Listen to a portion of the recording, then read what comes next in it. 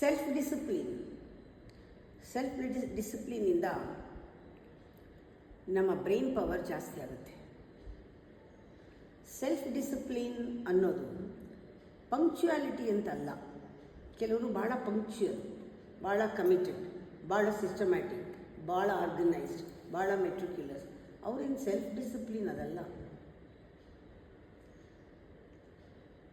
ಇದಕ್ಕಿಂತ ಡೀಪ್ ಆಗಿದೆ. ಹೀಗೆ ಮಾಡಿದ್ರೆ ಬ್ರೈನ್ ಪವರ್ ಜೋರಾಗಲ್ಲ.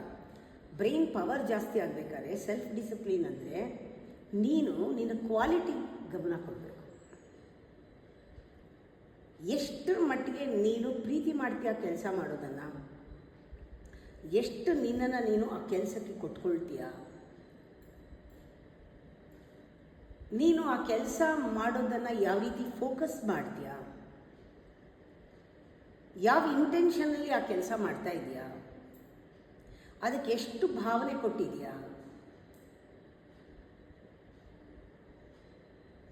ಇದು 100% ಕರ್ಮಯೋಗ.